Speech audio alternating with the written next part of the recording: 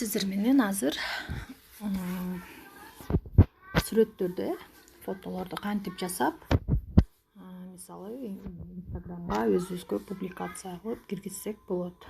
Азыр биз Play Market'тен өзүбүзгө мен эң оңой сиздерге азыр приложенияны көчүрөбүз. Сиздер менен англис тилинде Canva деп жазабыз. Логотипти өзүңүздөр жакшылап карап алыңыздар, ар кандай болуп калышы мүмкүн.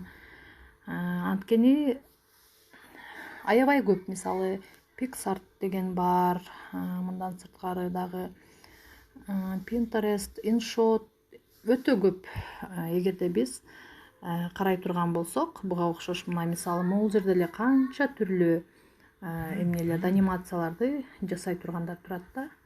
Эми ошолордун ичинен негизи эле мисалы башка блогерлер же болбосо дайым Инстаграмды колдонгон адамдар көбүрөөк колдонгон нерселерди анын үстүнө ошо жеңилирээк жасай турган приложенияларды бергенге аракет кылып жатам сиздерге.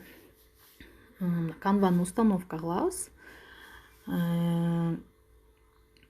Canva'дан сырткары өзүңүздөргө жаккандарды да көчүрүп, негизи эки фото жасай турган и эки видео жасай турган приложение болсо жетиштүү. Анткени булар почти 95%, 98%га чейин бири-бирине окшош функциялары.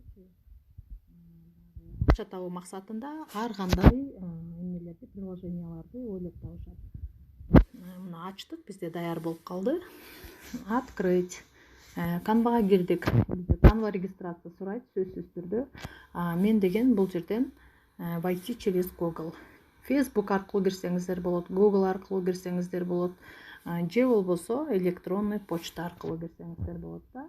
Өзүңүздөргө ыңгайлуусун тандап аласыздар. Google аккаунт деген сөзсүз ар бир адамда болот, телефону бар.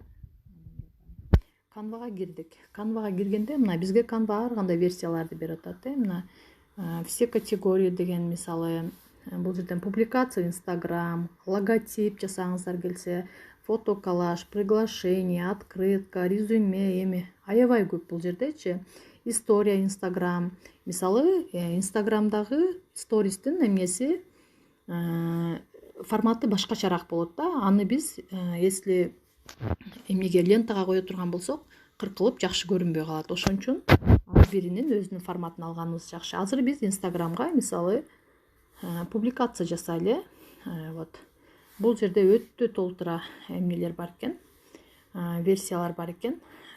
Биз могул жактан тандайлы. Мисалы биз ушул кызды тандадык. Же болбосо могул сүрөт көбүрөөк жагып турат. Ушул сүрөттү тандадык. Редактировать дегенди басабыз. Эми редактировать дегенден кийин вот экранды биз бир басып койсок, ушул сүрөттүн ордуна кайсы сүрөттү Canva бизден разрешение сурап атат. Разрешение беребиз Canva'га биздин галереядан алганга. Эми могул сүрөттүн ордуна биз азыр өзүбүздүн галереябыздан бир сүрөт коелу. Балким мен могул витаминдер жөнүндө сүрөттү. Эми сиздер өзүңүздөргө ыңгайлууну табасыздар. Мен жөн эле азыр сиздерге көрсөтүп жатам. И бул жерден экинчисин басабыз. Экинчисине мен дагы бир башка витаминдер жөнүндө коюп коеюн. Мынакей биздин сүрөттөрүбүз даяр болду. Эми бул жерде биз с праздником деп жазылып турат. Ошол с праздником деген сөздү биз деген өзгөртүшүбүз керек. Аны үчүн биз эки жолу басабыз экранда. Ошол эки жолу басканда өзгөрдү. Мен бул жерге эмне деп жазам? Бул жерге мен витамины деп жазайын. Мына даяр болду. Эми 9-май деген сөздү өзгөртүшүбүз керек. Эгер аны дагы биз эки жолу бассак, бизге ушундай өзгөрткөнгө мүмкүнчүлүк берет. Бул жерден мен витамины деп жазсам, бул жерге балким мен БАДы деп жазып коеюн. Эми даяр болду бизде. Могул жерде мирного неба, счастливой жизни деп жазып турат. Эми аны өзгөртөлү. Бул жерге биз эмне деп жазсак болот? Бул жерге бул витамин кайсыл жактан, мисалы, же кимге кайрылса болот? Ошол жөнүндө. Балким бул жерде сиздин биздин витаминдердин продукциялардын бирөөсү болушу мүмкүн. бир продукцияны коюп коюшуңуз мүмкүн. Эми мындайча айтканда ар кандай жасасаңыздар болот, өзүңүздөргө жаккандай кылып. Мисалы бул жерге мен азыр өзүмдүн страничкамды коюп коеюн. Анткени менин страничкамда ипар деген жазуу бар. Адамдар бул ипардын продукциялары, БАДылары жөнүндө реклама болуп атканын түшүнүшү үчүн өзүмдүн страничкамды жаздым. Мынакей. Ошондой эле балким бир кандайдыр бир витамин керек болуп калса, алар мага кайрылуу калуу деген максатта өзүмдүн номеримди чагылыштырып койсом болот. 80 27 71. Мынакей. Биздин эмнебиз даяр болду. Сиздер өзүңүздөргө каалагандай кылып тандасаңыздар болот. Бул жерден мына жогору жагында көк цветте бизде сохранить эте турган бар. Сохранить как изображение дейбиз. Бул биздин галереядан түздөн түз чыгат. Мына сохранить дегенде бизге тилекке каршы сатып алыңыз деп талап коюп атат. Бул Canva'да деген бесплатный, анан платный ушундай услугалар бар.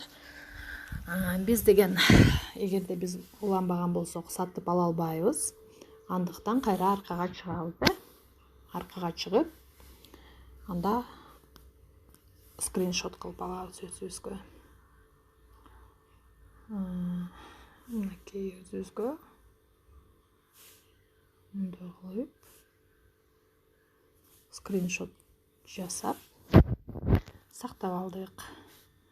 Эми биз деген бул жактан чыгып азыр көрүп текшерип коелу. Галереяга барабыз. Вот биздин галереяда биздин сүрөтүбүз дайын. Эми биз буну Инстаграмга жүктөп, баардык витаминдер жөнүндө айтып берсек болот. Бул деген биздин контенттердин жанагы образовательный контент деп айтканмын. Ошол боюнча биздин экспертностьту көтөрөт. Эми биз Canva боюнча сүрөт жасоо боюнча баары түштү. Биз сиздер менен буга чейин InShot программасынан видео жасаганды үйрөнгөнбүз. Бүгүн коллаж жасаганды үйрөнөбүз. Мисалы коллаж жасоо үчүн биз деген азыр бул жерден 4-9 ар кандай өзүңүздөргө жакканча тандап алсаңыздар болот. Мисалы мен 4-төн тандап алайын. 4-төн тандап алабыз. Биз деген мунун мисалы задний фонду коюп алышыбыз керек биринчи. Каалагандай цветтерди койсок болот. Кааласак могул жактардан тандасак болот. Мына өзүбүзгө жаккандай кылып. Мен деген ушул жерден өзүм кызыл цветти тандайын деп чечтим. Эми анын границаларын кааласак мондой кылып койсок болот, кааласак мондой кылып койсок болот. Мен мага көбүрөөк ушундай кылып жасаган жакты. Сиздер коллажды жасаардан мурда сөзсүз сүрөттөрдү даярдап аласыздар. Анткени коллаждын ичине киргенде сүрөттөрдүн сөздөрү кыркылып калбай тургандай кылып дайындап аласыздар. Ушул 4 сүрөттөн алыстатып, жакындатып, ар кандай кылып койсок болот.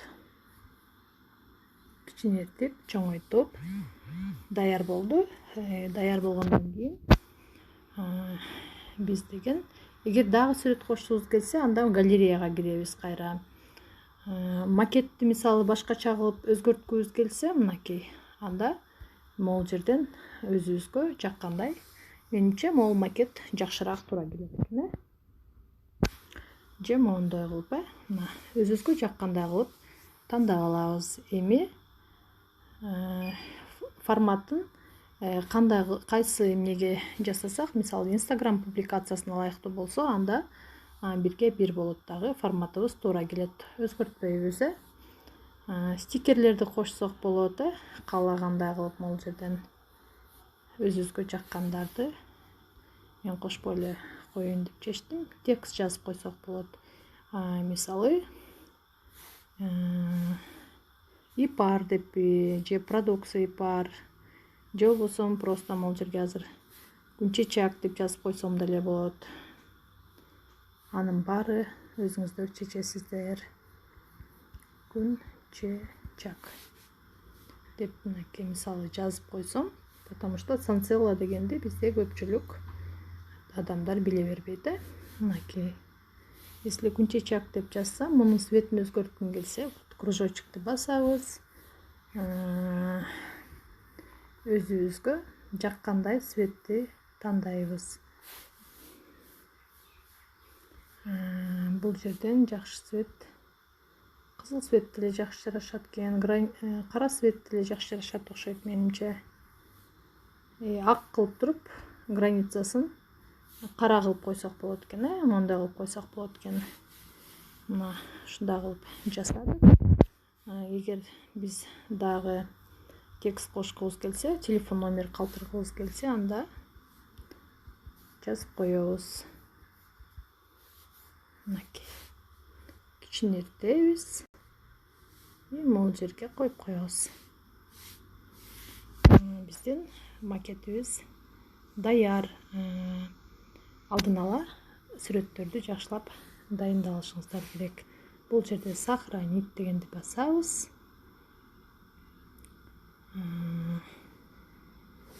Мынакей сохранение болду уже бизде галереяда. И бул сүрөттү кайра өчүрүп коебуз. Мындан ары биз эми фото жасаганды үйрөнөбүз. Фото жасаганда кандайдыр бир сүрөттү алабыз. Мисалы, могул сүрөттө фото жасагыбыз келсе, бунун форматы өтө кичинекей экен, бизге туура келбейт. Бул жерден мен могул сүрөттү алгым келди. Мисалы, биз ушул сүрөт жөнүндө жасагыбыз келсе, сүрөттү каалагандай кылып кичинертип чоңойто алабыз дагы өзүбүз үчүн. Бир чекесине коебуз. Даже мондай кылып койсок болот, же мондай кылып койсок болот, же бир аз дагы кичинекейирээк кылып туруп, эми ушул сүрөткө өзүбүздүн оюбузду жазабыз.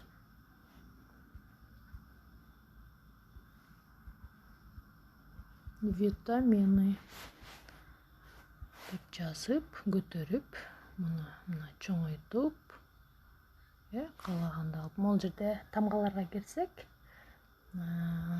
мисалы өзгөртүп алсак болот да. Эмнебиздичи? Витамины деп жаздык. Цветин өзгөртөбүз. Кызыл жарашпай калды. Витамины дегенге менимче көбүрөөк жашыл жакшы жарашат го деп ойлойм. Границабыз аябай жирный болуп кетти. Границабызды сайтабыз. Мынакей. Кааласак кыйшайтып, кааласак түз кылып, кыскасы өзүбүздүн жаккандай кылып коюп алабыз. Витамины даяр. Эми буга эмнени кошуп койсок болот?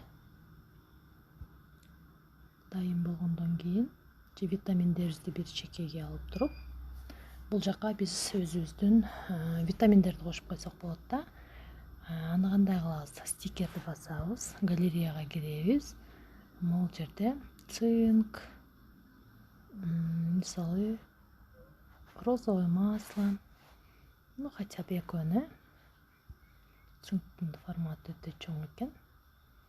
Могул жерге цинкти коебуз. Могул жерге розовое маслону коебуз. Мынакей.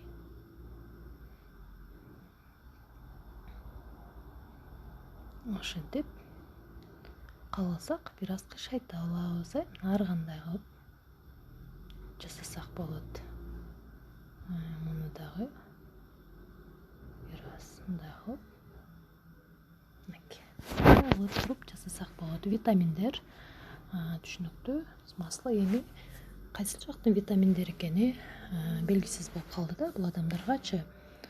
Ошондуктан адамдар бизди табуу үчүн биз эмне кылабыз? Өзүбүздүн логотипти же болбосо ипарды жазып койсок болот. Ипар, нижний пробел, тахмина, СНГ. И плюс ушул жерге эле сразу номерин калтырып койсом болот.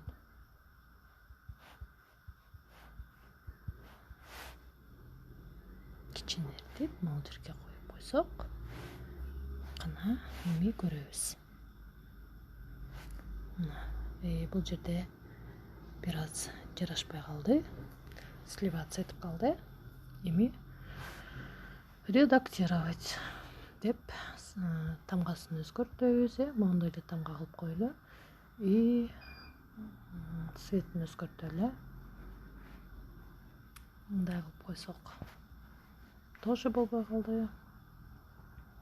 Кызыл кылып койсокчу. Балким сары кылып койсок деле жакшы боло тургандай. Же болбосо могул жактан готовый этикеткалар бар, Вот. Ушулардан тандап алсак болот,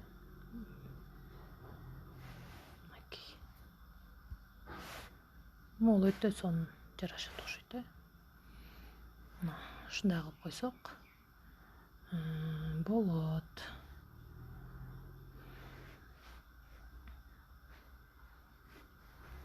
Эми муну сүрөт бизде даяр. Сүрөттөрүбүз даяр. Розовый масланы бир аз чоңойтуп коелу. Сохранить этебиз. Көңүл бурганыңыздарга чоң рахмат. Каналга катталып, лайк басканды унутпаңыздар.